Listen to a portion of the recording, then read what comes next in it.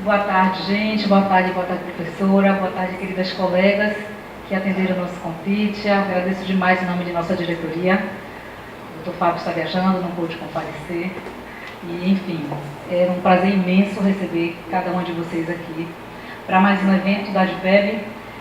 Nós temos sempre, essa gestão tem sempre primado pelo incentivo ao conhecimento e à capacitação de nossos filiados.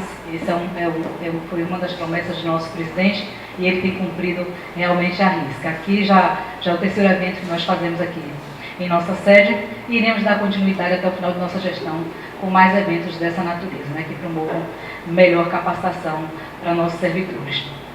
No dia de hoje, em comemoração ao Dia Internacional da Mulher, trouxemos aqui a professora Ana Gabriela Souza Ferreira, né, professora de Direito Penal na Universidade Federal da Bahia, coordenadora do Grupo de Pesquisa Feminismos e Processo Penal no Instituto Baiano de Direito Processual Penal, do IBDAPP, nosso parceiro aqui também, advogada criminalista na coletiva Feminai, mestra em Direito Público pela Universidade Federal da Bahia e pesquisadora nas áreas interseccionais de Criminologia e Feminismo.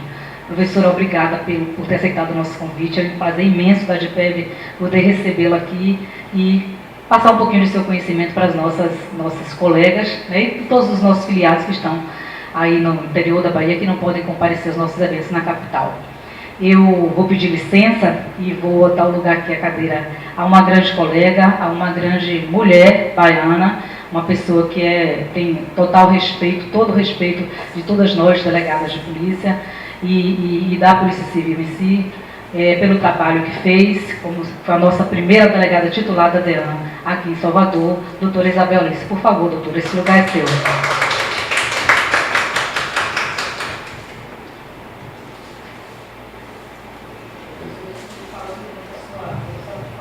Obrigada. Boa tarde a todas. Bom, boa tarde a todas. Boa tarde ao pessoal que assiste. Primeiro eu quero agradecer a doutora Marta, as doutoras todas que estão aqui presentes, a doutora Isabel, da qual eu já tinha, claro, ouvido muito falar, né?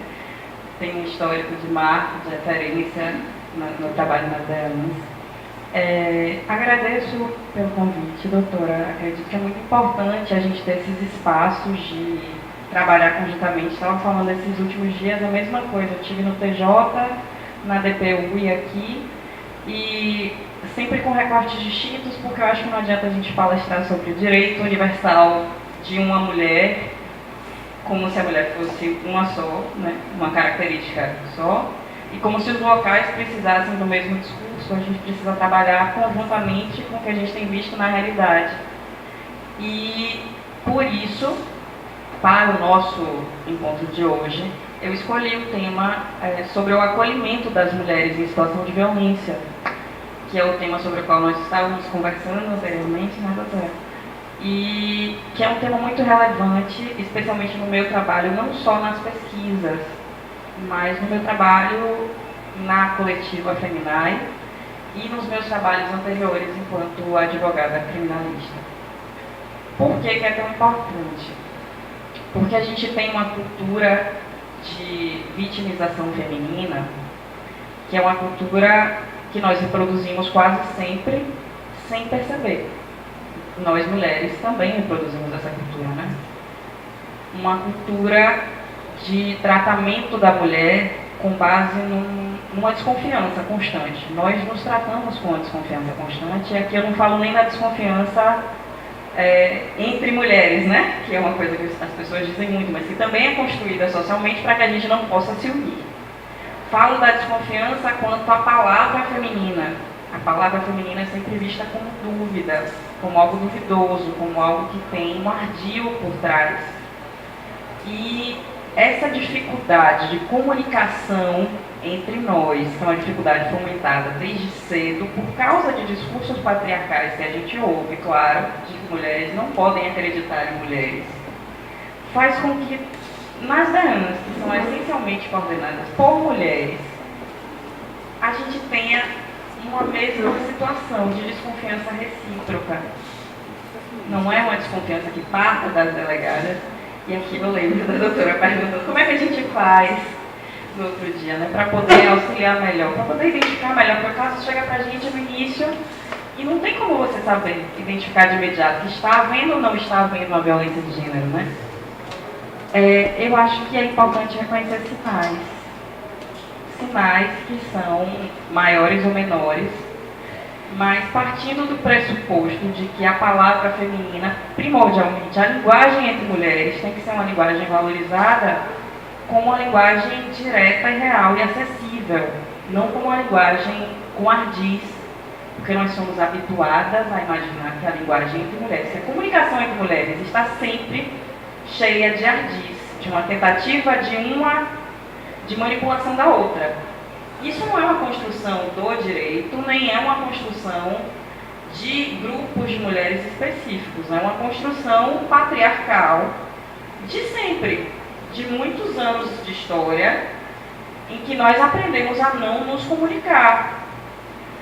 Essa desconstrução leva tempo e não vai partir de uma outra instância, mas eu acho que estar alerta para essa questão é um primeiro passo para que a gente descubra meios de minorar os conflitos na fala, na linguagem.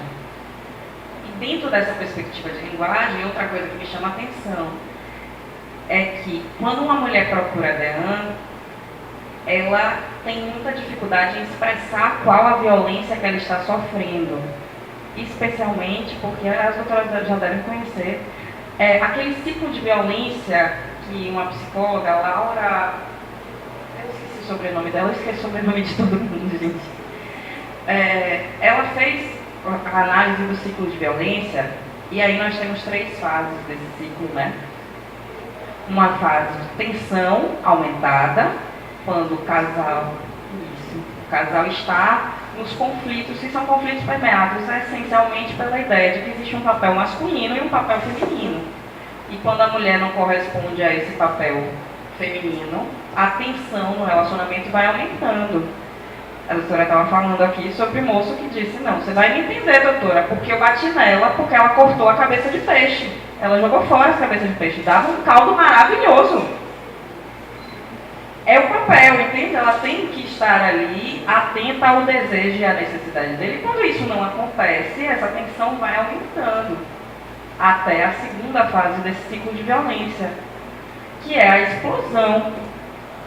E a explosão costuma ser a violência física, seja através da lesão corporal, seja através do estupro, e em alguns casos mais graves, um feminicídio. Mas depois desse período, quando tem um distanciamento posterior à explosão, o que costuma acontecer é que a maioria das mulheres não tem uma estrutura de apoio. E isso em todas as camadas sociais, eu tenho percebido, são raras as mulheres. A doutora Isabel falou uma coisa muito marcante, que infelizmente a violência contra a mulher é uma coisa muito democrática socialmente. Perversamente democrática, né? E não tem uma diferença de acolhimento. Nós vemos muitas mulheres que, mesmo tendo uma independência financeira, elas não conseguem se afastar da relação familiar ou da relação do vínculo com a pessoa que é agressora, com o agressor, porque não tem um sistema de apoio. E a gente cresce ouvindo que família é algo extremamente importante. Eu falei isso no outro dia, mas é uma coisa que é muito marcante. Não importa qual é a família, nem como é a família, mesmo que seja disfuncional, a gente cresce ouvindo que família é uma coisa que a mulher tem que preservar. Por isso a mulher tem que ceder. A mulher precisa se manter, a mulher precisa compreender e a mulher precisa esperar que o indivíduo melhore.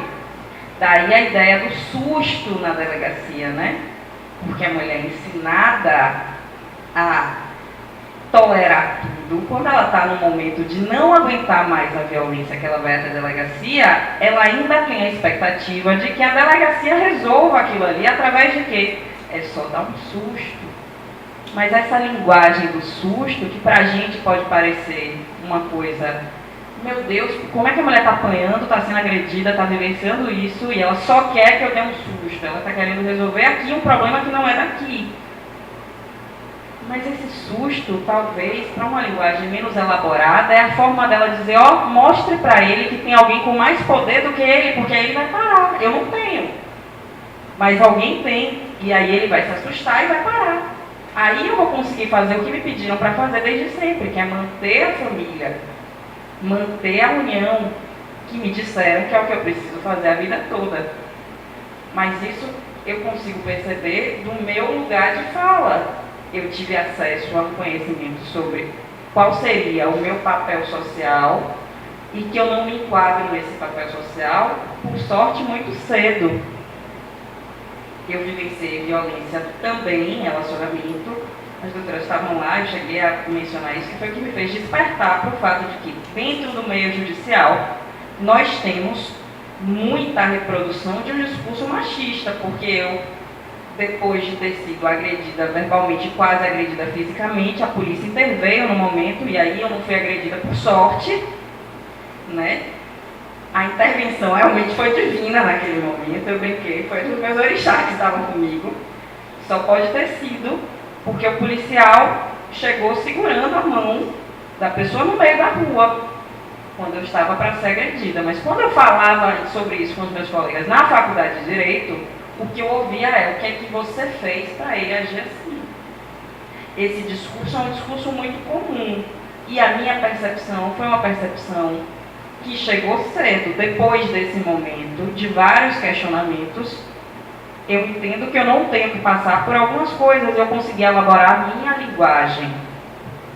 Mas é muito difícil para pessoas que não têm acesso mínimo, até a linguagem mais básica, elaborar tanto a forma de dizer assim: olha, eu estou sofrendo violência, eu preciso que alguém pare isso. Mas eu preciso também ter família, porque eu não consigo viver sozinha. Eu não aprendi, a pessoa não aprendeu que ela pode viver sozinha. E às vezes a dependência é econômica, mas às vezes a dependência é emocional. E é uma dependência construída, gente, não vem do nada. A linguagem, portanto, me parece a coisa mais relevante na discussão sobre o acolhimento das mulheres em situação de violência. E aí, para piorar a situação dessa mulher que busca um susto e que não consegue expressar muitas vezes o que é aquilo que ela está querendo, vem o indivíduo que agrediu e que sabe que a mulher, na maioria das vezes, não tem uma estrutura de apoio que não seja ele, e ele entra na fase da lua de mel, que é a terceira fase do ciclo. Ela está sozinha, isolada. Quando a psicóloga elaborou esse ciclo, ela falou até do negócio do complexo de bonsai, né? Ela está isolada e ela se sente menor. E ela não tem apoio, ela se sente sem estrutura e a pessoa reaparece com as promessas, o tratamento de endeusamento dessa mulher, o pedido de perdão, a postura mansa, tudo que ele agiu num outro momento negligenciando, ele aparece fazendo nessa fase. E ao fazer isso, a mulher volta a ter a sensação de que ela só vai ser tratada daquele jeito por ele. E foi só um momento a explosão, foi só uma situação isolada, foi só um erro. E a gente é ensinada também a perdoar, não é assim? Sempre. O perdão é divino e as mulheres são divinas.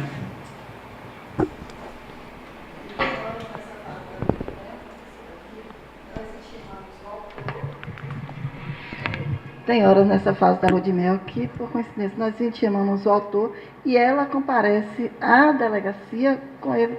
Não, doutor, eu vim para tirar a queixa como se fosse possível, a gente explica. Mas só foi naquele momento, ele está me tratando tão bem, ele é maravilhoso. E ele chega lá também todo mansinho. Não, a gente já está bem, eu não vou fazer mais isso e tudo mais. Então, muitas vezes, na hora, nessa fase da lua de mel, coincide que, né, realmente chegou essa fase da lua de mel, e nós intimamos e ela aparece lá de mãozinha dada com ele e tudo mais. E muitas vezes a gente não tem o que fazer, não pode dar conselho e dizer, não vai, não, isso aí daqui a pouco vai ter um ciclo, é uma fase, vai voltar a tensão, a explosão, mas a gente não pode interferir no relacionamento nesse sentido deles, mas a gente faz o nosso trabalho E a experiência nos diz que é um ciclo realmente, como a senhora está falando. E que no futuro vai acontecer novamente, infelizmente. Aí eu vou fazer uma provocação a todas vocês. Não posso sair daqui presa, viu, gente? Pode. Pode. E a gente precisaria ter, e eu acho que a gente precisaria. Eu fiquei com medo agora. Eu acho que a gente precisaria ter. Será eternamente acolhida por todas nós. Tudo bem. A gente precisaria ter duas coisas a mais, né? Primeiro, o número de delegacias, porque de fato são 2 delegacias para uma cidade como Salvador. Salvo engano, são 15 delegacias só no estado, né? E é difícil para vocês, é difícil para as mulheres que têm uma dificuldade de acesso, de horário e de conseguir chegar, seguir com o procedimento. E tem outra coisa que eu acho muito, não é só o número, o apoio, que é o que a gente estava conversando antes. Eu acredito que não vai funcionar sem o apoio externo de sociedade civil, porque a gente precisaria, nesse momento, poder dizer assim, ó, essa rede aqui, eu não posso resolver isso que você está vivendo, mas essa rede, ela faz um acolhimento e um acompanhamento. Você não está dizendo que houve a modificação? Tem esse acompanhamento aqui, que seria útil que vocês passassem por essa rede de acompanhamento, você e ele, para trabalhar tanto o que é masculinidade, que o homem aprende masculinidade como supressão de emoção e agressividade, né? A maioria das crianças pequenas já tem essa noção, o que é ser menino. Você não chora, engole o choro, não fica brincando de denguinho, isso é coisa de mulher, mulherzinha. Engole o choro, age como homem. E vai resolver como o problema? Bate. E essa masculinidade que é compreendida desde cedo como isso, suprimir a parte emocional e agredir, reflete, claro, na nossa relação com o masculino. Além disso, trabalhar no feminino a independência, porque é muito difícil. É muito difícil.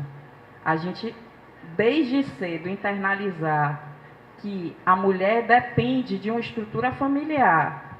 A mulher depende de uma relação e a mulher deve ceder e um dia romper com isso. E é uma coisa tão densa que a gente tem hoje uma prerrogativa do divórcio ser algo tão mais simples, mas as mulheres divorciadas continuam se sentindo pressionadas.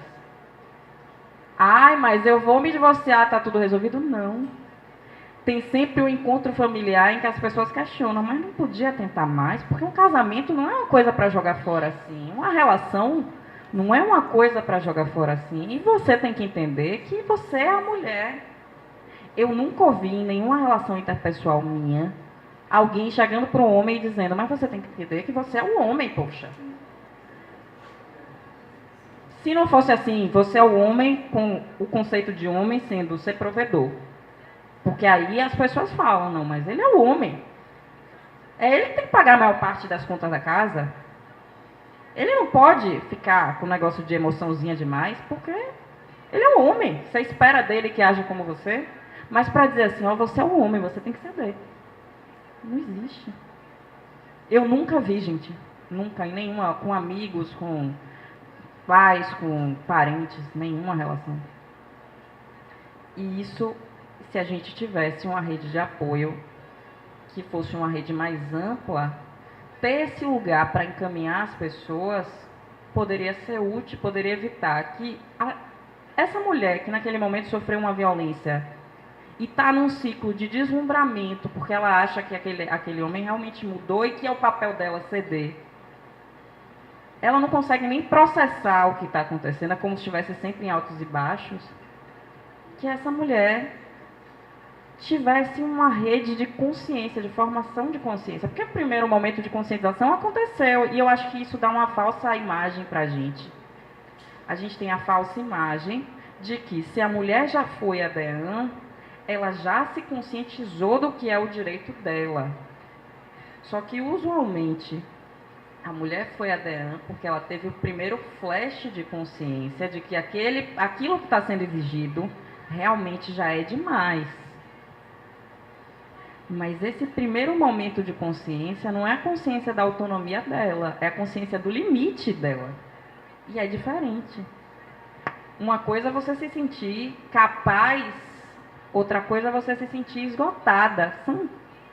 É o oposto até, né? Usualmente, quando a mulher vai à delegacia, ela está se sentindo esgotada, ela não está se sentindo, agora eu tenho poder. Existem os casos, e a gente estava conversando sobre isso, foi, doutora? Estava conversando aqui, em que a mulher se utiliza do instrumento da Maria da Penha para se sentir com poder na relação. Não só na relação, mas no fim de uma relação. Mas são casos que são mais exceções. E talvez no início, pela noção de que as DEANs teriam acesso mais fácil, eu não estou dizendo que é verdade não, viu gente? Eu sei que a realidade é outra. Mas existe uma noção propagada, e aqui é muito propagada, especialmente por campanha pública, de que é simples, é tudo simples, fácil e prático. Se você for, tem toda uma estrutura, e de que vocês estão extremamente assistidas, e que tem várias coisas, e várias pessoas, e vários entes de apoio. Então, vocês não estão sozinhas, e além de vocês não estarem sozinhas, as mulheres não estão sozinhas. Então, elas vão ser apoiadas. Mas o choque de realidade costuma ser severo. E desse choque de realidade, as mulheres desistem no caminho. Aí eu não posso sair presa, eu vou dizer de novo. Mas eu tenho um exemplo específico, um caso que me chocou, para falar com vocês. Determinada cliente foi até uma delegacia. E nessa delegacia, ela prestou... Ela, na verdade, deu a versão dela sobre os fatos acerca de um estrangulamento, de uma agressão posterior ao estrangulamento e do abuso patrimonial. A pessoa que cometeu a agressão era um médico. Esse médico que cometeu a agressão era o perfil do agressor que socialmente é invisível. Ele era de classe alta, branco, médico, protegido socialmente, né, com certo renome, tinha uma idade mais avançada e tinha, além do poderio econômico, a sensação social de que ele fala a verdade. Porque a gente tem isso, é por isso que eu comecei falando da linguagem. A gente tem a presunção da mulher como alguém que se utiliza da linguagem através de ardis e do homem como alguém que tem uma linguagem para justificar algo. E o que é que aconteceu a essa pessoa depois de denunciar? Ela foi chamada e alertada de que ela não deveria fazer. Ela foi chamada na delegacia e alertada de que ela deveria ter parcimônia com o que ela falasse, porque ele já iria registrar uma ocorrência contra ela, alegando que ela estava mentindo. Essa mulher tinha fotos do pescoço pós-estrangulamento. Essa mulher tinha fotos de como a casa ficou, como é que ele deixou a casa quando saiu do lugar. Essa mulher tinha um histórico de violência anterior, mas ela teve um descrédito na sua fala tamanho que quando ela conversou comigo, ela me dizia: eu não aguento mais, eu não vou continuar, porque eu vou ouvir isso o tempo inteiro. Eu achava que eu teria um apoio, mas na verdade é como se eu estivesse mentindo, e ele já disse que ele vai entrar com vários processos contra mim, e eu vou ter que dizer para várias pessoas que eu não estou mentindo e é capaz de eu sair presa. Então, esse processo de descredibilização da mulher é algo que muitas vezes faz com que ela se afaste da delegacia. E aí é mais um motivo para eu achar que a delegacia de atendimento à mulher só funcionaria numa coisa mais lógica, mais razoável, e que para todas as pessoas envolvidas seria algo mais útil se houvesse um aparato social de apoio externo, trabalhando conjuntamente. Tanto para que nas delegacias houvesse cursos e formação sobre gênero, não só para as delegadas, Porque vocês não podem fazer o trabalho inteiro sozinhas, certo? Não tem como. As delegadas têm o papel de atenção ao que está acontecendo, mas o atendimento ali não é só de vocês. Tanto para vocês, quanto para todo o pessoal que está ali. E órgãos que pudessem prestar auxílio. Porque não adianta nada, a gente não vai resolver tudo no direito penal, especialmente quando se fala de violência de gênero, né? E o objetivo da mulher que vai à delegacia dificilmente é só dizer, eu quero que prenda. Ela tem até um temor, porque ela vai ser responsável, ela saiu do papel dela de pessoa que perdoa, que deveria ser compreensiva, perdoar, divina, para ser a pessoa responsável pela prisão de alguém. Isso pesa para a mulher que foi construída para não ser ruim, não subverter a ordem das coisas. Então, ela se sente mal. Se ela tem um aparato de apoio, de auxílio, para dizer, ó, você realmente está numa situação injusta, a gente pode fazer isso, que é barrar essa primeira violência, enquanto você vai encontrar apoio externo. E se o apoio não vem da família, que é o segundo local para onde as mulheres mais procuram, o primeiro hoje, eu estava lendo umas pesquisas, o primeiro hoje realmente é a DEAN. O segundo local é a família. E o terceiro local é o centro de saúde, em que também existe uma revitimização. Também é preciso falar sobre acolhimento nos locais de saúde, por isso. Porque a gente repete o discurso sem querer, às vezes.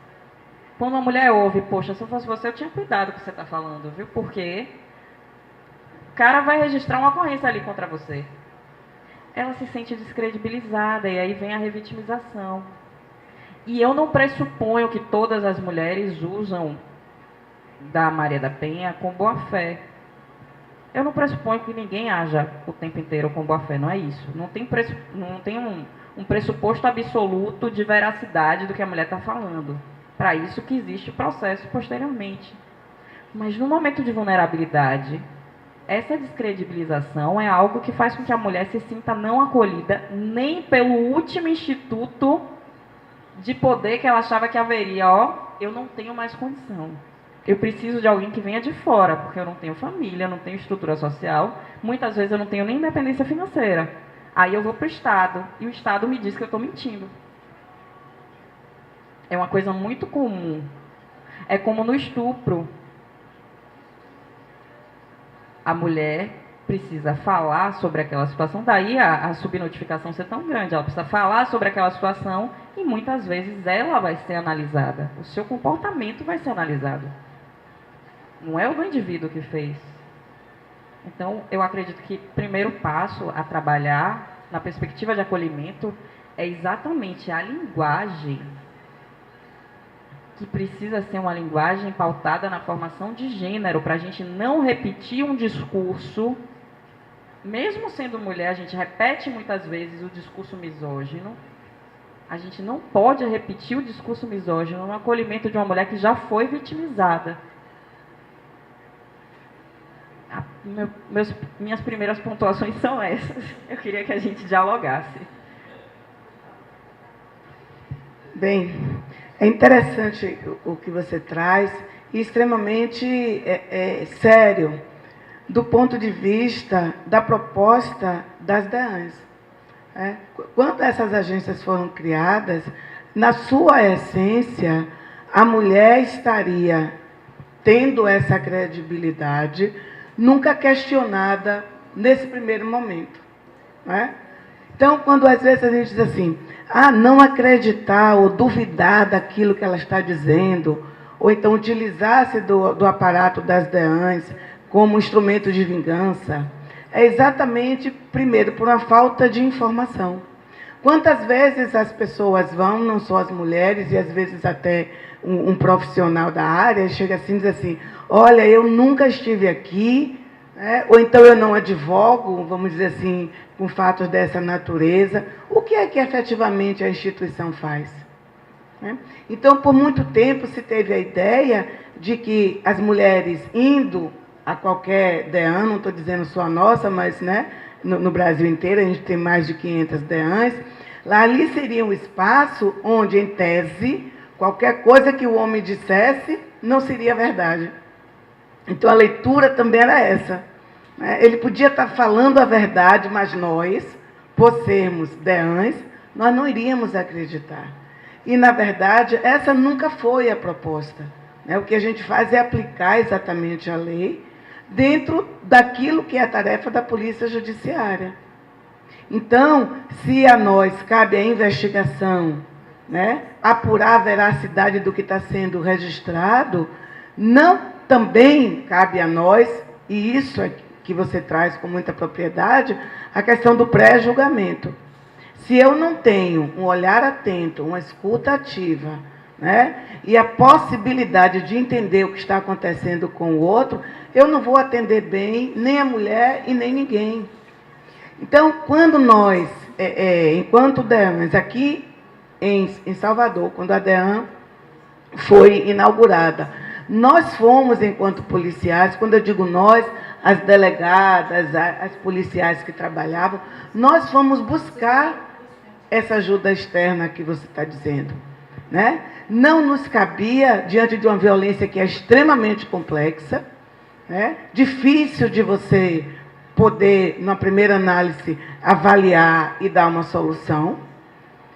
Nós fomos buscar as assistentes sociais e as psicólogas. Fomos para as faculdades, o espaço externo, fomos para as entidades que faziam estudo de gênero e de violências, porque não era uma pauta da segurança pública, violência contra a mulher. Nem esse nome tinha. Violência contra a mulher, violência doméstica, isso vem depois, de um perfil que foi trazido para esse tipo de violência, que é uma violência extremamente complexa. Não tem como comparar a violência doméstica com violência urbana, nem com qualquer outro tipo de violência. Ela tem a sua cara, vamos dizer assim, bem diferente. Aí nós fomos buscar serviço social, fomos buscar serviços de psicologia, fomos buscar até na área de saúde profissionais que já lidavam com isso, para nos ajudar exatamente nesse acolhimento. Porque nós temos uma limitação do ponto de vista da lei e que nós não poderíamos avançar sob pena até de prejudicar, vamos dizer assim, essa mulher que está indo em busca de uma solução, de um encaminhamento.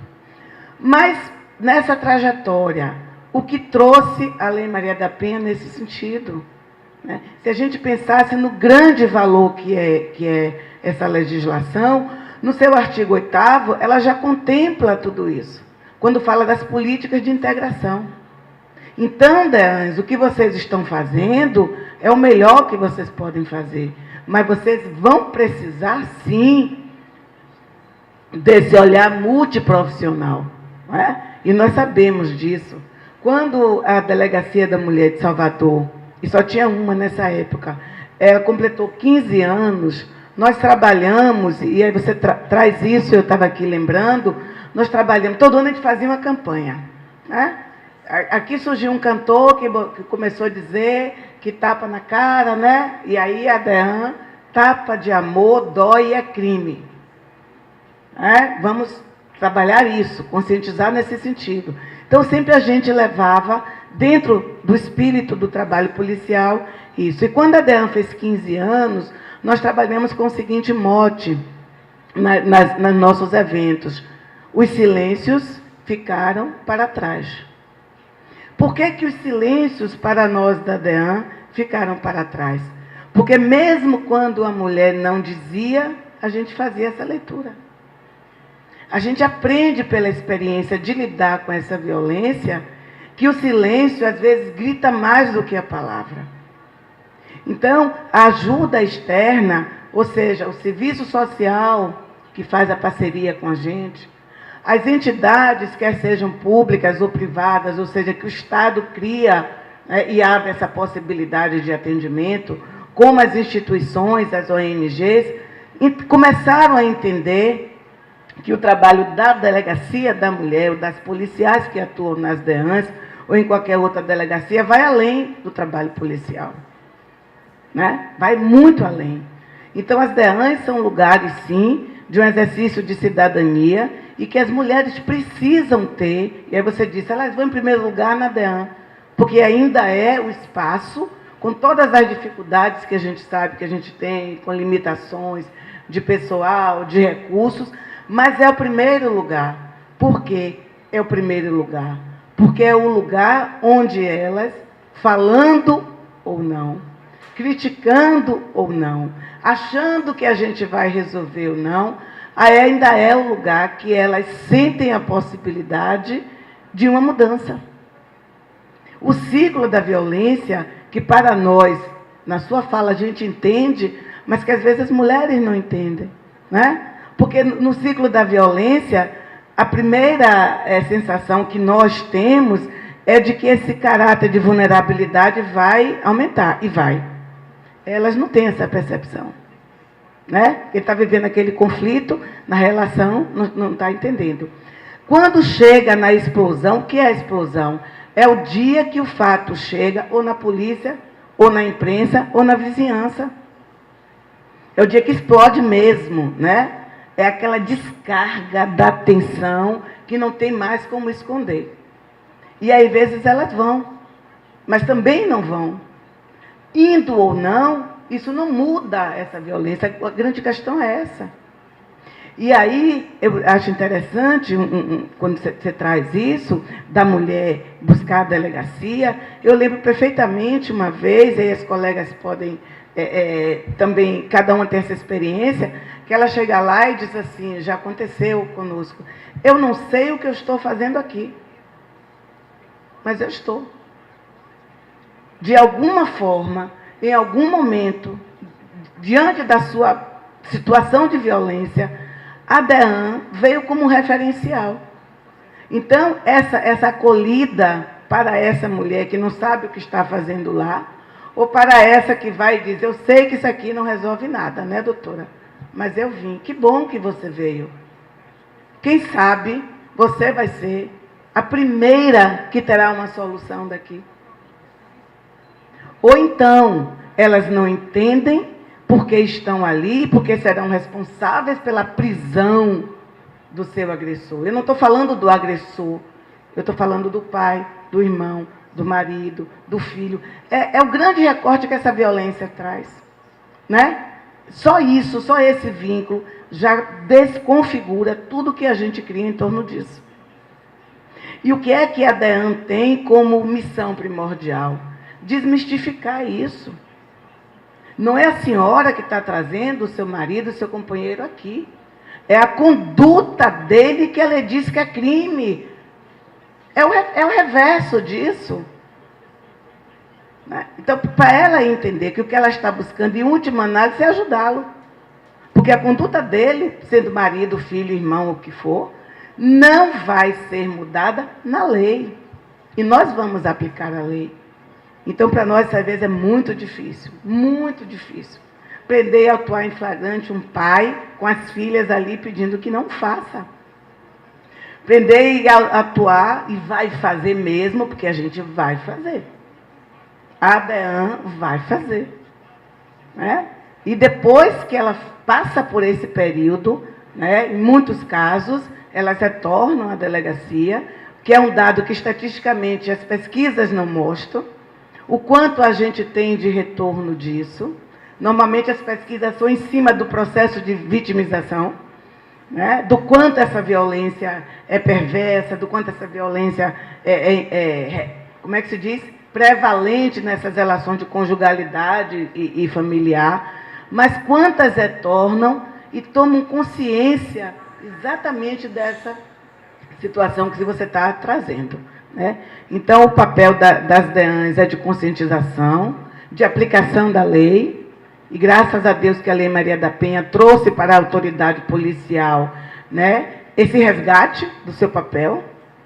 Quando a lei começa a tratar do fenômeno da situação de violência, né, a gente sabe que a lei tem 4 grandes eixos, de prevenção, né, de contenção e de assistência nesse momento, é a autoridade policial que vem. Então, no primeiro momento da situação, e se eu estou em situação, eu posso sair dela. Então, esse ganho a gente deve essencialmente às DEANs e às suas profissionais, né, com todas as limitações que a gente tem. Não é você responsável pela violência. Isso a mulher tem que saber que não é ela. Né? E quando você fala da linguagem, é exatamente isso que acontece. Às vezes, nessa análise, a gente termina, quando eu digo a gente, somos nós, né? Que lidamos com a pessoa em situação de violência. Você que trabalha com isso, estuda isso, nós temos uma visão, às vezes, muito mais ampliada do que quem está vivenciando aquele conflito. Né? É bem interessante, eu acho que você está trazendo uma contribuição importante para nós, né? Nessa questão de acolher, de ouvir, de entender. Né? Então, se os silêncios ficaram para trás, é porque as DEANs conseguiram fazer essa leitura das mulheres. Tá bom?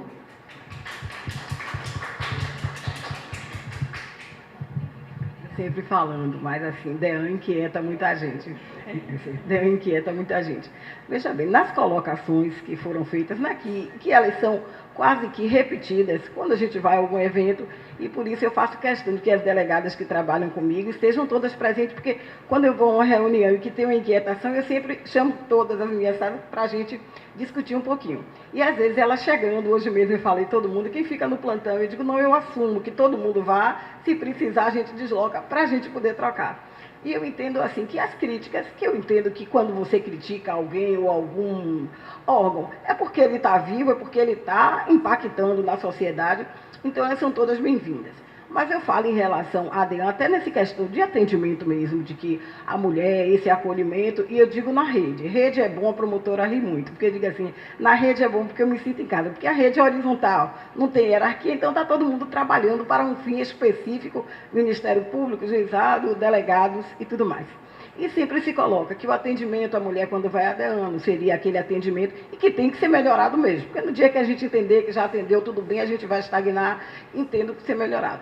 Mas que a gente deve ver assim, tipo peso. A palavra da mulher, é claro que ela tem, ninguém vai sair de casa ou fingir de tanto, só em raríssimas exceções. Mas quando se pensa em que o delegado de polícia, que é a nossa função, a nossa atribuição é pautada em lei para investigar, né, e assim que tomar conhecimento de uma ação delituosa, a gente deve deslocar. Inventou aquela palavra assim, a princípio, verdade. Até porque 99,9% dos registros que são feitos são transformados em inquérito policial, então, se a gente não acreditasse, não seria.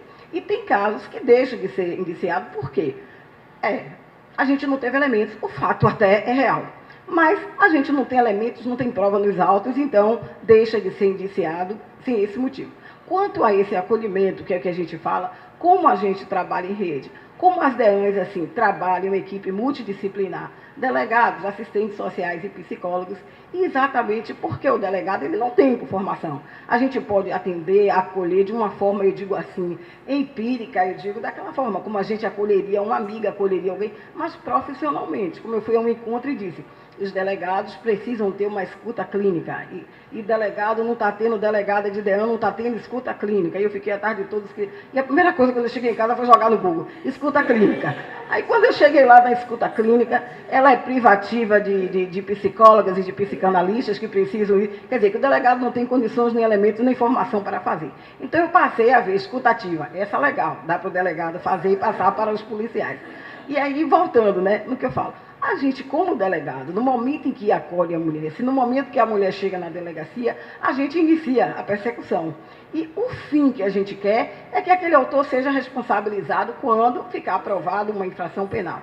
Então, fica com a assistente social, fica com a psicóloga, aquele acolhimento, tornar aquela mulher forte, e enquanto isso a gente está nos elementos. E aí chegam assim, algumas críticas, eu falo para a gente corrigir. De que a DEAN praticou dessa forma, a DEAN ouve todo mundo junto, a DEAN fala, e aí eu sou muito de escutar. E estava até contando, né, rodando um pouquinho, mas contando. E fui numa reunião com representantes da ONU Mulher e outras coisas. Não, porque as DEANs não têm, a DEAN não tem. Assim, a DEAN com 2 computadores, eu digo, eu tenho 23 funcionando e 8 quebrados, mas só funcionando eu tenho 23. A DEAN atende tudo na mesma sala, eu digo assim, eu tenho 6 delegadas, cada um com gabinete para lá para fazer. Agora, o número, ele é grande, ele é excessivo, mas as mulheres são atendidas de uma maneira assim, respeitosa mesmo, individualizada. E aí terminou que ele falou assim, olha, a gente vai fazer uma visita surpresa, parece que a gente é criança, né? Visita surpresa não. A gente vai fazer uma visita surpresa, DEAN, para a gente constatar. Porque não tem viatura, não tem combustível. Eu digo, estou com 7 carros, todo com combustível, estou no meio que estou com a cópia. Porque assim, mas eu falando do DEAN de Brotas, não quero dizer que outra DEAN não deixa, não passe por dificuldades, né? Porque eu estou aqui. E eu tinha um compromisso inadiável para aquela tarde. Ficou complicado, porque todo mundo... E dizia não, a DEAN não tem isso, a DEAN não tem aquilo. Eu digo, gente, eu estou me sentindo aqui constrangida, porque eu sou titular da DEAN, e eu que administro, e todo mundo que está de fora diz que não tem, e eu dizendo que tem, porque tem. Mas eu sou administradora, não sei de onde vocês tiraram isso, se de alguma foto, se de algum instrumento, porque DEAN de Brotas tem, tudo bem. Aí, no final, eu fiquei tão assim, não, então a gente vai marcar para amanhã. Eu disse, beleza, porque daqui para amanhã eu não vou poder arrumar um gabinete para cada delegado, eu não posso arrumar 23 computadores. Mas a coisa assim fluía tanto que quando terminou, eu disse assim, olha, eu não vou mais, eu vou ao compromisso, porque eu não tenho como adiar. E para mim vai ser mais confortável que a visita seja feita eu não estando na DEAN. E a gente está aqui 12h35, a gente pode marcar para as 14 horas? A minha assistente está lá, vou ligar, pedir que receba para vocês um cafezinho, água. E ficou fechado, queria. O pessoal daqui, Secretaria Secretaria de Justiça, de Saúde, porque a rede, todo mundo. E fui para o meu compromisso, esqueci até, porque a coisa pega tanto de ideia, esqueci que o pessoal estava lá. E no dia seguinte eu recebi ligação da representante da ONU Mulher, que pediu uma audiência para o mês seguinte, visitou, assim, aplaudiu com a assessora, tirou fotos e disse que a DEAN, ela deve não ter visto tudo, né? Mas, assim, aplaudiu o que viu. E, assim, no mês seguinte, ela fez uma reunião com relatório, que foi encaminhado para o secretário e para os órgãos. Eu tenho uma cópia lá, dizendo parabéns e que a gente, pasme, para mim não foi bom não, porque a gente quer mais. E que a gente iria mudar o foco aqui em Salvador, a gente iria mudar o foco de DEAN e a gente vai trabalhar agora para adolescente, porque adolescente está precisando, isso o que eu ouvi. Então, extremado, foi numa reunião que eu estava e eu não participei. E eu acho que a gente tem que melhorar muito. Pegando aqui o gancho, doutora Mara, assim, eu sou muito assim legalista, assim, até o ponto a gente tem que abrir, mas eu tenho que responder, porque se eu não faço bem. Fui para uma audiência pública há cerca de 4, 5 meses, que estava todo mundo em pânico, porque a audiência pública, porque a audiência... Eu não vejo nada demais, eu gosto até de ir para encontrar todo mundo lá, e a gente aprender um pouquinho. E quando chega lá, tudo bem se colocando, eu pensei até de ser de uma maneira mais agressiva, não é falando da DEAN de Brotas, falando de DEAN de um modo geral. E aí teve um trabalho de um estagiário, ele dizendo que as mulheres se queixavam porque que ele fez um trabalho estatístico, de que perguntava por que usou essa roupa, porque isso, e isso é um absurdo, seja lá do que fosse. E quando termina a reunião, eu vou chamar a promotora e digo, Lívia, dá porque eu quero ver lá na DEAN o que é que eu faço. E ele aí mostrou que uma mulher, tinha sido, o Ministério Público tinha atendido naquele ano 300 e poucas mulheres, e tinha uma das mulheres falou que o policial realmente teria comentado, não tinha nem sido DEAN de Brotas, mas, enfim, comentou. E aí a gente vai ver onde a gente vai equiparar. Eu tinha atendido 6.500 e poucos casos no ano. DEAN de Periperi tinha atendido 2.800 casos no ano. E a gente não quer nenhum, mas eu digo assim... e você tira um, então eu digo estatisticamente não que a gente vá, porque cheguei e reuni o pessoal todo, lá tem um auditório, a gente reúne, vamos, olha, se alguém fez, o que é que a gente vai fazer. Mas a gente tem que também tentar um limite na questão da estatística. Porque diz assim, a DEAN não atende, a Delegacia Especial de Atendimento à Mulher, e a DEAN não atende todo tipo de... Muito embora as varas atendam violência doméstica, tá? Mas a DEAN, atendimento à mulher, e eu digo, olha, tem um pesquisador, eu disse para ele, você vai ter que mudar o seu trabalho, vai ter que mudar, faz uma visita lá. Porque só na minha mesa, o que eu tenho de caso de síndico, de vizinhos, agora eu não vou aplicar a Lei Maria da Penha, mas que o atendimento, que o procedimento ainda é feito na DEAN, sim. Agora existe uma portaria do delegado geral de que toda unidade vai poder atender e vai atender. Aí eu não vou poder essa questão administrativa, uma vez que a polícia é hierarquia e disciplina, eu não vou poder mudar se alguma tenha. Mas que a gente atende também, não em defesa, porque elas estão aqui e às vezes até falam, mas doutora, isso não acontece, não aconteceu. Eu digo, olha, eu vim de uma reunião e disse que nas DEANs, não disse que é DEAN de Brotas, mas eu não quero que chegue lá e que seja exibido. Acho, por outro, até para que possa ser reproduzido, quando alguém diz assim, entre amigos, que foi a DEAN, que foi alguma coisa, e não, o amigo não tem muito como fazer. Mas eu não entendo como você vai num órgão como Defensoria, num órgão como o GEDEM, que faz o controle externo. Eu brinco com a promotora, porque ela foi da minha turma, eu digo, Márcia, você faz o controle interno, porque ela é tão íntima que eu digo, ela liga a toda hora. Mas assim, que faz o controle externo. E quando chega a denúncia, eu entendo que a mulher, puxa, eu digo até assim, filma, hoje em dia pode ter celular, mas a mulher às vezes não tem nenhum celular. Outras vezes é complicado, na frente do policial, ela fazer um gesto, eu entendo. Mas eu não posso entender como é que um órgão de defesa, como uma defensoria, como o GEDEM, toma um conhecimento, sabe quem é a vítima, sabe das garantias, porque tem toda a garantia para aquela mulher, com as casas, até fora do Estado, sistema de proteção, e que a gente precisa melhorar o organismo, e a gente não pode ser com profissionais dessa natureza. Então eu digo, o que a DEAN entende é que existem falhas, até porque humanas, até porque a gente com um número desse de atendimento não poderia, seria muita pretensão, né, nossa de querer atender tudo. Eu tenho sempre controle de fora, ligo, chego de surpresa e não vejo muita coisa de anormal, né? Quando eu estou dizendo não muita, é porque às vezes a gente precisa ajustar e porque às vezes precisa ter. Mas as mulheres também, assim, meia-noite, a promotora me ligou, a doutora Érica, coitada, quase morre. E Márcia me ligou dizendo, olha, tem uma moça que foi aí na DEAN hoje pela manhã para registrar e tudo mais, e o policial disse que não registraria porque ela estava de short. Aí eu digo, meu Deus do céu, de madrugada eu ouvindo isso. Aí liguei para a delegacia e tal. Não, e a moça vai, e a moça vai, e a moça vai. Como foi isso? Ela chegou no hospital, a médica viu com a lesão no pescoço e perguntou. E ela disse que tinha sido marido, porque se não foi, e ela disse que teria ido. Moral, a moça chegou na delegacia por volta de 1h30 da manhã, fato de coisa de manhã, com alguém do hospital, e lá ela falou, não, eu não quero medida, eu quero que ela saia com a medida, enchi a doutora Érica a noite toda, a doutora Érica, a moça está chegando e faz, atende lá, e a moça chegou, ela, não, eu nem queria registrar, eu na realidade vim, mas eu fiquei lá do portão, eu não entrei. Eu acho que ela até, coitada, não foi, mas como a médica perguntou e deu aquela injeção tanta. E a moça não queria medida, porque e a moça não queria nada, porque tá. Mas não é porque a moça não quer ter, ela está com um filho hospitalizado e que o pai troca com ela, que é um crime de ação penal pública incondicionada, que ela está lesionada, e foram adotadas as medidas. Guia de lesões corporais, ela foi ouvida. Agora, a medida protetiva é um interesse, ela que sabe até o risco, até o momento. Eu poderia, doutora Érica, até representar por uma prisão preventiva, porque, vendo a gravidade, não sei qual, mas uma medida protetiva a gente não pode. Então, são situações que quem está ali no momento, a mulher fez isso, o homem está lá, mas não quer representar, o que é que eu posso fazer se é uma ameaça? Mas a gente vai encaminhar serviço social, psicólogo, para que ela se sinta fortalecida. Então, é meio complicado quando eu digo o trabalho da DEAN, porque a autoridade policial, ela vai aplicar a lei, ela vai dosar. E, às vezes, a gente não pode esquecer, eu digo assim, eu acho interessante esse acolhimento da mulher, e é por isso que tem que ter assistente social e psicóloga na DEAN, que a gente está sem psicóloga, porque se a gente, veja bem, leva 3 horas no atendimento à mulher, do fortalecimento, que tem muitas que precisam até de 1 mês, 1 ano, a gente vai perder aquele autor que terminou, que está ali, eu vou deixar de mandar o SI, então tem que ficar assistente social acolhendo,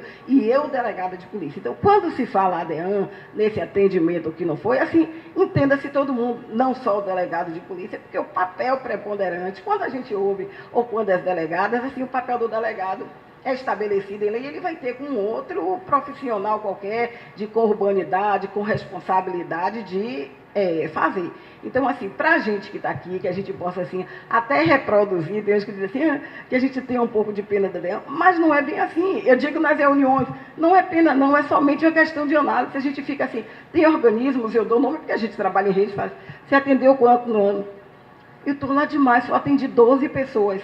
Vai atender super bem, porque fui 1 por mês, e acho que se atendesse 12 por mês, quanto mais por ano. Então, que a gente entenda que o profissional está atendendo bem, e que essa própria coisa de que o policial diz, ou que seja a delegada, dizendo policial porque não está aqui, porque um médico, você está pensando bem isso, aquilo, a gente teve divulgado nas redes sociais, na época do Big Brother, de que aquela menina com médico, e o jornalista pegou lá na sala da DEAN de acolhimento as mulheres que estavam para registrar, todas assim lesionadas que os maridos tinham, e a mulher, que mulher, imagine, estragar com a vida do pobrezinho, um médico que está aí, e as mulheres que estavam todas acabadas, querendo registrar. Tá? Então, é uma situação que nem sempre essa coisa partiu. Às vezes a mulher não tem aquela coragem de dizer, eu que não quis fazer, eu entender que não queria prejudicar, então a gente pode transferir, mas eu parto sempre do princípio que a gente pode melhorar, mesmo não identificando quem foi, eu parto do princípio. Olha, eu fui numa reunião e disse que foi DEAN. Quando fala em DEAN, não quero saber se foi foi Periperi, se foi Dean, se foi Camaçari, foi Dean, eu estou com a cara na tela, a gente volta para a mesa para conversar, para ajustar.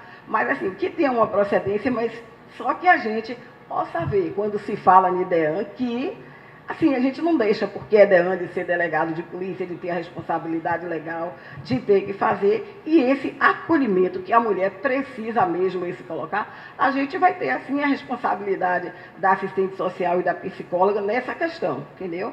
Não que a gente não faça.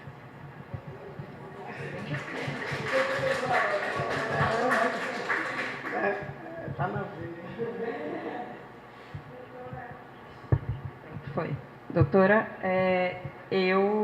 primeiro, na verdade, eu estou encantada com as exposições de vocês. Eu acho que são muito úteis para a gente fazer esse diálogo, assim, estabelecer trocas produtivas, né? Eu acho importante. Teve um ponto que você falou que me chamou muita atenção, porque na pesquisa, uma das últimas pesquisas que eu vi, que falam sobre essa questão de perspectiva do acolhimento, um dos pontos que você tocou é um dos pontos mais batidos, que é o seguinte: existe um papel atribuído a cada pessoa dentro da delegacia. E isso vem muito, eu acredito, dentro da DEAN, do fato de que, como a doutora Isabel falou, a DEAN foi formatada, jogada no colo, e cada um que lidasse com o que tivesse lá. E aí, a gente não aprende dentro da faculdade, não aprende mesmo, eu acho que até hoje, eu não vejo isso dando aula hoje, não vi isso na minha formação e acho que antes também não havia. A gente não aprende sobre interdisciplinariedade. E essa coisa da interdisciplinariedade seria essencial, ao que me parece, especialmente nas DEANs. Porque se você atribui ao papel do delegado, da delegada, somente a parte procedimental, a assistente social e a psicóloga, somente a parte do acolhimento, essa dificuldade de trabalho conjunto acaba repercutindo no funcionário do atendimento do balcão. A pessoa que é policial ali no atendimento do balcão, que também entende que ela só tem que fazer o papel policial. Ou a pessoa que está, a assistente social, quando falta assistente social, quando falta psicólogo, que é um problema estrutural, a gente tem esse problema muito severo. Falta uma atenção governamental a isso. Precisa ter muito. É um fato da vida, né? Precisa ter uma equipe que seja de diversas áreas, porque não funciona se não for assim. E que você está trazendo, que eu completando o que a Heleneci falou, é por isso que a DEAN Salvador, que é essa DEAN de Brotas e DEAN Periperi, ela veio com seu projeto originário exatamente nessa linha. Nós, policiais, né, de um modo geral, entendemos essa necessidade, precisamos desses profissionais para nos ajudar, vamos dizer assim, né, no tratamento com as pessoas vitimizadas e autoras, certo? Tanto que a Lei Maria da Penha já prevê, né, a reeducação para o próprio agressor. Tem essa linha extremamente importante. Então, quando ela fala do auditório, por que a DEAN Salvador, que foi essa DEAN, com essa formatação, que foi inaugurada em 8 de março de 2002, com um projeto, aí sim, apresentado por nós, equipe que trabalhava na DEAN ao longo do tempo. Nós saímos da primeira sede, que era em Nazaré, fomos para o Complexo Policial dos Barris e fomos para a nossa sede própria, em Brotas. Por que nossa sede própria? Porque a DEAN veio com uma proposta de um modelo de gestão policial inovador e que repercutiu em outros estados, que tem a mesma estrutura nossa. E o que isso significa? A DEAN tem toda a parte, vamos dizer assim, do trabalho policial, propriamente dito, um espaço destinado à biblioteca, para livros, trabalhos, pesquisas, e isso ser uma fonte de conhecimento e de estudo, e essa é a finalidade. Então, que vai fazer um trabalho sobre violência, as faculdades, TCCs, onde é o foco de pesquisa e de pesquisação, porque você está vivenciando essa política e esse fenômeno. Um auditório, exatamente a finalidade que aí a colega traz dessa reunião que lá se faz, se discute, do estudo de caso. E, na época, nós tínhamos, até de forma, vamos dizer assim, não oficial, mas de compartilhar conhecimento. Então, o curso de serviço social de determinada faculdade tinha uma aula no auditório da DEAN. Tinha um professor da faculdade de filosofia, quando ele ia estudar a perversão no componente curricular, a aula era lá. Então, havia, e acredito que a doutora Helena e as colegas mantêm, então continua, isso é importante. Por quê? Porque as pessoas precisam conhecer o trabalho, acolher, vamos dizer assim, né, da melhor forma possível, aquilo que é produzido para responder a essa questão da violência. Isso nos angustia muito quando a gente vê que existe, vamos dizer assim, um espaço para o profissional da área de saúde colaborar com a DEAN, o profissional da área de educação, o profissional da área de publicidade e de comunicação. E a gente tem um marco regulatório que é a lei. Então, a DEAN se propõe a acolher sempre toda e qualquer pessoa que queira colaborar, porque essa violência, ela tem exatamente esse caráter, né?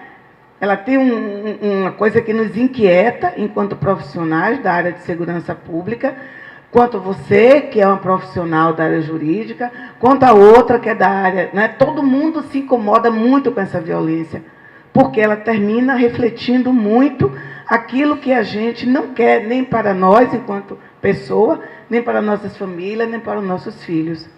Então, a DEAN sempre foi uma porta aberta para o diálogo, para a troca, para a experiência. Quando nós somos convidados, nós todas e todos somos convidados para qualquer espaço, para discussão disso, com certeza, todas nós iremos. Quando nós somos, e também a doutora Leneci fala, às vezes, a crítica pela crítica, isso às vezes nos incomoda um pouco. Né? Eu lembro uma vez, assim, só para a gente ter ideia do que seja isso, você traz uma experiência que nos ajuda, né? Que desperta em nós a possibilidade de melhorar. Mas, às vezes, quando nós estamos num espaço de discussão, na audiência pública, qualquer coisa, as pessoas às vezes falam pelo total desconhecimento. Já tivemos a oportunidade de ver livros publicados, artigos publicados por pessoas que nunca estiveram no espaço, nunca foram nem conhecer para saber. Então, cria-se às vezes um discurso falso em cima de uma realidade que é exatamente voltada para essa prevenção, para essa repressão, para essa contenção. Então, o que você traz como colaboração, e isso aqui é um momento, né, de crescimento para nós, enquanto policiais, para você, porque isso repercute e replica na melhoria para nós. Né? Ouvir o outro e buscar sempre melhorar. Então, o papel pedagógico da DEAN está na sua própria sede. Então, a DEAN Piripiri, a DEAN Brotas são espaços de acolhimento de toda e qualquer pessoa que queira colaborar com o trabalho policial. Até as associações de mulheres também vão, né, e conhecer. É uma coisa interessante que todo mundo que chega na unidade policial quer logo conhecer o xadrez. É interessante isso. Você conhece o xadrez da DEAN? Pois é. Todo mundo que vai na unidade policial, né, quer conhecer o xadrez. Ou seja, é o símbolo, vamos dizer assim, né? Serve para isso, né? No imaginário. No imaginário. Então, até esse espaço, nas DEANs, são espaços que as pessoas podem ter acesso, porque faz parte de um trabalho da instituição policial. Então, desmistifica, né, do ponto de vista, aquela ideia de uma agência de repressão. Muito pelo contrário. Né? O acolher, o ouvir, o buscar junto à solução é uma das linhas, vamos dizer assim, de essência do trabalho policial nessa área. Né? As DEANs são extremamente receptivas a toda e qualquer proposta que venha nos ajudar a prestar um serviço melhor.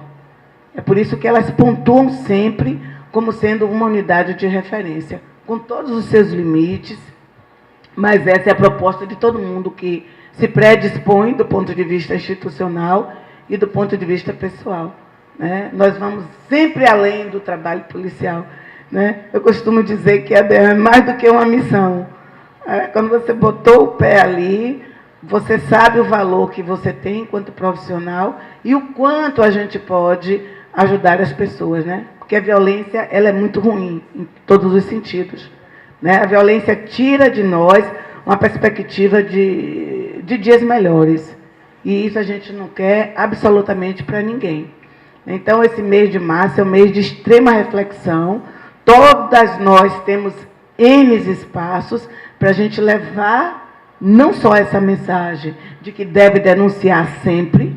A denúncia é a primeira forma que você tem de esvaziar um pouco daquilo que uma carga que a violência traz sobre nós, principalmente as mulheres, e que não nos cabe carregar sozinha.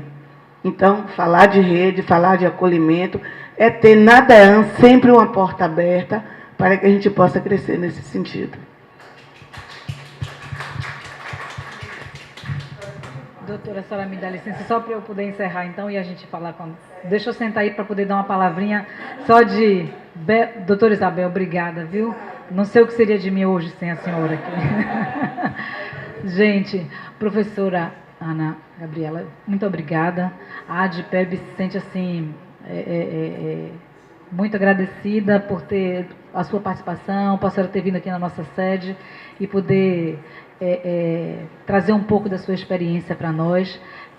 Obviamente que uma palavra, uma palestra ou qualquer fala que traga o assunto do acolhimento será sempre uma fala cheia de momentos como esse aqui, como a gente viu, a gente entende perfeitamente. Óbvio que a senhora está trazendo uma realidade que foi pela qual a senhora própria passou, né, com uma cliente. A gente não vai dizer que efetivamente não acontece, as falhas acontecem em todas as unidades. Eu trabalhei um pouquinho só nesta área, lá ainda em 2007, 2008, e entendo perfeitamente o seu posicionamento, a sua visão, no que diz respeito ao acolhimento e ao atendimento nas DEANs. Eu sempre, na minha época, a gente chamava de escuta qualificada. Tem um bocado de nome, né? Escuta ativa, escuta qualificada, tem um bocado de nome. Enfim, eu creio mesmo, entendo que não é uma realidade só da DEAN de Brotas, onde quer que tenha se passado essa situação que a senhora falou, porque a gente também trabalha numa instituição em que há uma dinâmica muito grande de movimentação de servidores, né?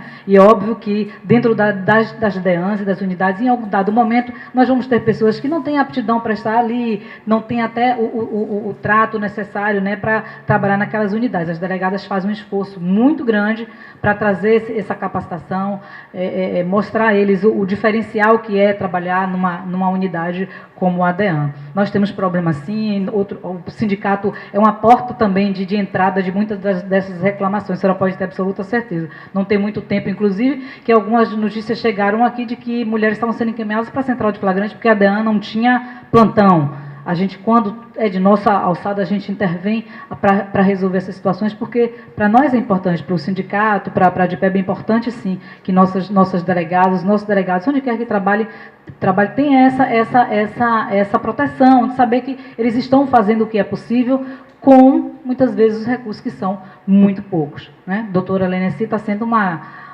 agraciada com tantas viaturas, com tantas salas, com tantos delegados. Eu espero que assim permaneça, porque não é essa a realidade da nossa Polícia Civil. E, infelizmente, se essa é a realidade da DEAN de Brotas, eu tenho certeza que não é a realidade de todas as DEANs, menos ainda de todas as unidades policiais, né, no Estado, né? Eu tive a honra de inaugurar algumas DEANs no interior, quando eu era diretora do DCCV, trabalhei com a doutora Isabel, foi Lagoinhas, Paulo Afonso, Barreiras, algumas que nós inauguramos, e a gente sabe a dificuldade que foi para criar, para a gente ter um mínimo de estrutura possível para que essas unidades possam funcionar.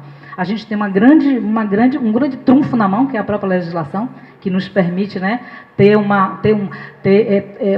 prestar um serviço diferenciado, mas infelizmente muitas vezes por parte da administração dos governos nós não vemos essas políticas, né, voltadas efetivamente para o crescimento. Não adianta também a gente criar unidades e esquecer daqui a 2, 3, 4, 5 anos que elas não existem mais e não prestar essa assistência contínua, porque, né, como o doutor Isabel falou, a violência é um fenômeno que acompanha a humanidade há muito tempo e ela também não vai acabar assim com tanta facilidade. E para prestar esse atendimento diferenciado, as DEANs precisam também de uma atenção por parte do governo de forma diferenciada, o tempo todo, né, constante, senão a gente não vai conseguir o que a gente almeja, né, e é dar essa proteção a todas elas. O seu trabalho é um trabalho extraordinário, o IBDAPP é um parceiro nosso, né, a doutora Débora, que também faz parte, nos trouxe a senhora aqui, eu fico muito honrada em poder recebê-la, e considere-se uma parceira também da ADPEB, estamos aqui à disposição, porque esse treinamento, essa capacitação faz parte também aqui dos objetivos de nossa gestão. Muito obrigada, viu? E volte sempre. Obrigada a todos vocês.